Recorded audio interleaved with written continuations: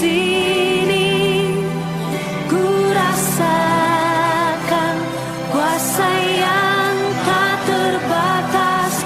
Ku yakin Kau nyata di sini. Kemenangan terjadi di sini. Mari siapkan hati kita untuk kita mengalami kuasa Tuhan hari ini melalui kebenaran Tuhan, melalui janji firman Tuhan yang akan sama-sama kita pelajari. Mari kita berdoa sebelum kita membaca firman Tuhan. Bapa yang baik, kami bersyukur hari ini karena Tuhan selalu baik dalam hidup kami. Dan hari ini kami semua, setiap umat yang rindu diberkati lewat firman-Mu, Tuhan urapi supaya firman-Mu hari ini memberkati kami. Dalam nama Tuhan Yesus kami berdoa, haleluya, amin.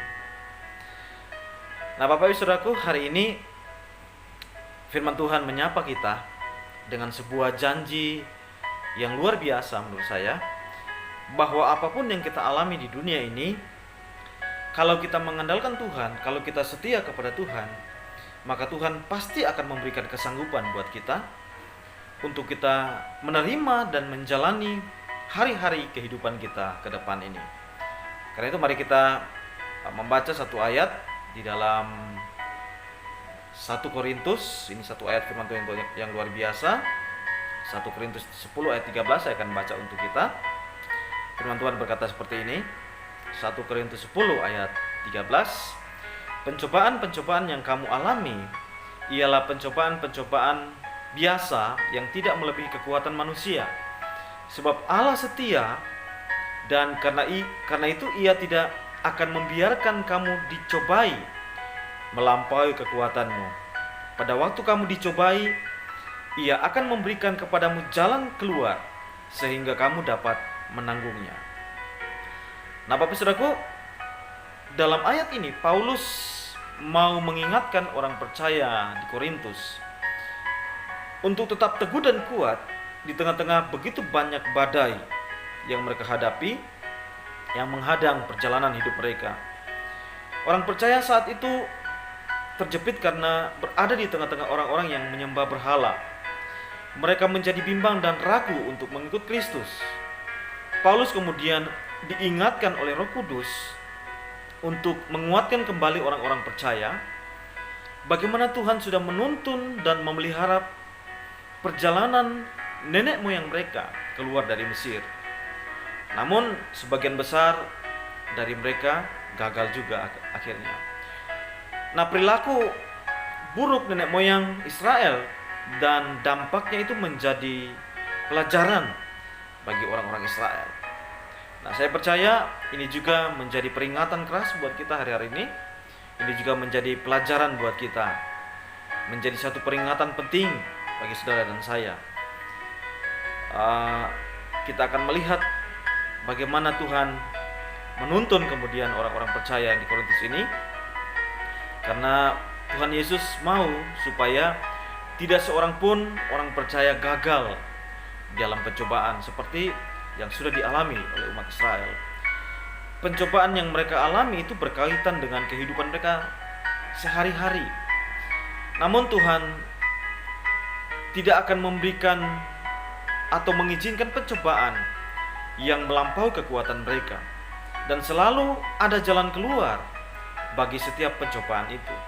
Nah Bapak Ibu Saudaraku yang dikasihi oleh Tuhan, hari-hari ini kita semua sedang diperhadapkan dengan keadaan dan situasi dengan kondisi yang sangat sulit. Masing-masing manusia, masing-masing kita punya kesulitan dan pergumulan kita yang berbeda-beda.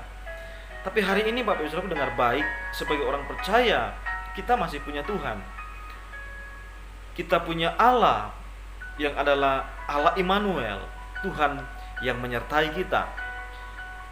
Dia yang memiliki kehidupan kita. Bahkan ketika kita masih berdosa, Dia sudah menyelamatkan kita melalui pengorbanan Yesus di kayu salib. Nah Bapak Ibu Saudaraku, kita akan belajar bagaimana sikap kita menghadapi pencobaan. Saya percaya ada banyak hal yang perlu kita lakukan.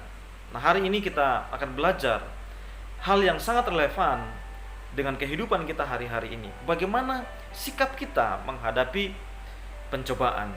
Nah saya belajar Bapak Saudaraku di dalam Matius 11 ayat 8. Tuhan Yesus berkata seperti ini, Matius 11 ayat 8, "Marilah kepadaku semua yang letih lesu dan berbeban berat, aku akan memberikan kelegaan kepadamu." Marilah kepadaku semua yang letih lesu dan berbeban berat, aku akan memberi kelegaan kepadamu, kata Tuhan Yesus.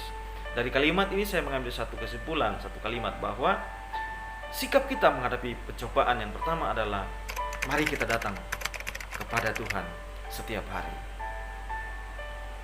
Penyerahan diri kita saat kita datang kepada Tuhan itu bukan hanya sekedar doa biasa, seperti doa-doa yang biasa kita lakukan, seperti doa waktu kita mau tidur, doa saat kita mau makan, atau doa yang lain. Tapi saat kita dalam kondisi terpuruk, maka Tuhan Yesus mengajarkan kita untuk bisa berserah kepada Tuhan. Maka penyerahan kita saat kita menghampiri Tuhan dalam hidup kita harus dicurahkan kepada Tuhan. Kita curahkan di hadapan Tuhan, di hadirat Tuhan. Kita berserah sepenuhnya kepada Tuhan. Seperti seorang anak yang sedang menangis di pelukan ayahnya ketika dia hadapi beban hidup yang sangat berat dia alami. Seperti itulah kerinduan Tuhan bagi kita. Maka Bapak Saudaraku, menghadapi kondisi ini, menghadapi situasi ini, apa persoalan kita? Apa keraguan kita? Apa kekhawatiran kita? Apa pergumulan kita? Nah, sebagai hamba Tuhan, saya mau ingatkan kita semua. Tuhan Yesus berkata, "Mari kepadaku, aku akan memberikan kelegaan kepadamu." Tuhan Yesus juga pernah berkata, bukan orang-orang sehat yang memerlukan tabib, tetapi orang sakit. Kalau hari-hari ini kita merasa kita membutuhkan Tuhan, mari Bapak Ibu Saudaraku, datanglah kepada Tuhan. Karena Tuhan adalah gembala kita yang baik. Tuhan Yesus adalah konselor sejati dalam kehidupan kita. Dia akan menuntun kita ke jalan yang benar. Roh Kudus akan selalu menuntun kita. Sekalipun kita ada dalam lembah yang kelam, saya percaya Dia akan tetap menuntun kita. Dia tetap akan memegang tangan kita. Jadi yang pertama, mari setiap hari waktu kita menghadapi pencobaan yang luar biasa, tetap datang kepada Tuhan, karena Dia akan memberikan kelegaan buat kita. Yang kedua adalah bagaimana sikap kita menghadapi pencobaan. Di dalam Yakobus 1 ayat 12 firman Tuhan berkata seperti ini, "Berbahagialah orang yang bertahan dalam pencobaan, sebab apabila ia sudah tahan uji, ia akan menerima mahkota kehidupan yang dijanjikan Allah kepada barang siapa yang mengasihi Dia." Dari ayat ini kemudian saya mengambil satu kalimat. Bagaimana sikap kita menghadapi pencobaan? Yang kedua, tetap bertahan. Waktu kita bertahan menghadapi pencobaan, waktu kita bertahan menghadapi tantangan dalam kehidupan kita, waktu kita bertahan dalam iman kita menghadapi situasi ini, maka otomatis kita akan tahan uji, Bapak Ibu Saudaraku. Dan kebenaran ini berkata, berbahagialah orang yang tahan uji. Artinya, pencobaan itu tidak harus berujung pada dosa atau berujung pada maut, tapi berujung kepada mahkota kehidupan yang kita terima. Berarti Bapak Ibu Saudaraku, tetap ada ucapan syukur yang keluar dari kehidupan kita saat kita mengalami pencobaan. Tetap ada sukacita dalam kehidupan kita saat kita bertahan dalam kehidupan kita.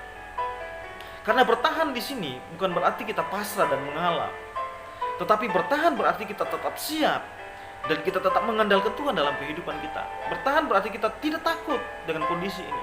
Bertahan berarti kita tetap taat dan setia kepada Tuhan. Bertahan berarti kita percaya kita punya kekuatan ilahi. Waktu Tuhan kemudian suruh kita untuk melangkah, kita melangkah. Waktu Tuhan kemudian suruh kita untuk maju, kita maju. Waktu Tuhan suruh kita untuk bangkit, kita bangkit kembali. Karena jelas Tuhan berkata, pada waktu kamu dicobai, Ia akan memberikan kepadamu jalan keluar, sehingga kamu dapat menanggungnya. Wah, ini luar biasa, Bapak Saudara. Maka genaplah firman Tuhan juga yang berkata, sebab kita ini adalah umat pemenang, bahkan lebih dari pemenang. Nah, Bapak Saudaraku, ke depan mungkin keadaan akan memaksa semua orang untuk tetap beraktivitas dalam kondisi ini. Meskipun virus atau COVID-19 ini belum lenyap, bisa jadi keadaan bisa semakin buruk, Bapak Ibu Saudara. Karena potensi orang untuk terpapar dengan virus ini akan semakin banyak, peluangnya akan semakin besar. Tetapi dengar baik Bapak Saudara, kita punya Tuhan yang adalah Immanuel. Mari kita tetap terus berdoa supaya Tuhan pulihkan keadaan kita. Kiranya Tuhan menolong dan memelihara serta melindungi kita semua di masa-masa ini. Jadi ingat, 2 hal penting hari ini kita belajar. Bagaimana sikap kita supaya kita menang menghadapi pencobaan.